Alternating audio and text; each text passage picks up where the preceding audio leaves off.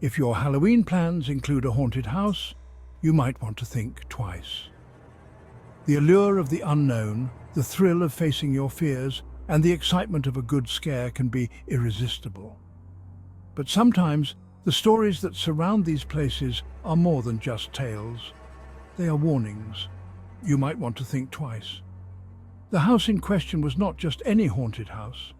It was a place steeped in legend and mystery, a place where the line between the living and the dead seemed to blur. Once, in a quiet town blanketed by ancient trees and low-hanging mist, stood an abandoned house. This house had a history that was as dark as the shadows that surrounded it. It was said that the house was built on cursed land, a place where unspeakable acts had been committed long before the house was even constructed. Left to rot on the edge of an overgrown field, its walls whispered secrets no one wanted to hear. The townspeople avoided it, and children dared each other to get as close as they could before running away in fear. The house had a presence, a feeling that something was always watching, waiting. On Halloween night, a group of teenagers dared each other to stay there until midnight, convinced the tales were just exaggerated stories. They were typical teenagers, full of bravado and eager to prove their courage. They laughed and joked as they approached the house, but there was an undercurrent of fear that none of them wanted to admit. As they entered, a cold silence wrapped around them like fog.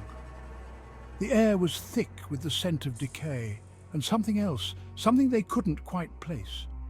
It was as if the house itself was alive, breathing, and watching their every move. The walls seemed to hum with eerie energy. It was a low, almost imperceptible sound that seemed to vibrate through their bones. They tried to ignore it, but it was always there, just at the edge of their hearing. They climbed the creaky stairs, discovering rooms filled with dusty furniture and broken mirrors. Each step they took seemed to echo through the house, as if the very walls were amplifying their movements.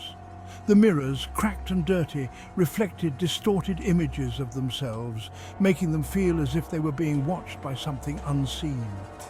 Eyes from old portraits seemed to follow their every move. The paintings were of people long dead, their faces twisted in expressions of fear and pain. It was as if the very essence of the house had seeped into the portraits, capturing the souls of those who had once lived there.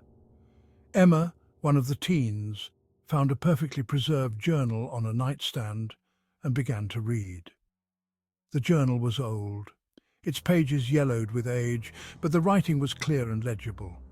It was a diary, written by a woman who had once lived in the house. The entries started innocently, but grew stranger with each page. The woman wrote about her life in the house, her hopes and dreams, but as the entries continued, they became darker, more desperate. She wrote about hearing whispers in the night, about feeling a presence watching her, about seeing shadows move on their own. They spoke of a woman tormented by whispers, claiming something hungry lived within the walls. The woman wrote about how the whispers grew louder and more insistent, how they seemed to come from the very walls themselves. She wrote about how she felt something watching her, something that wanted to consume her. The final entry, "It's coming tonight, no one will save me." The handwriting was shaky, almost illegible, as if the woman had been writing in a state of absolute terror. The words seemed to leap off the page, filling Emma with a sense of dread. A low creak echoed down the hall.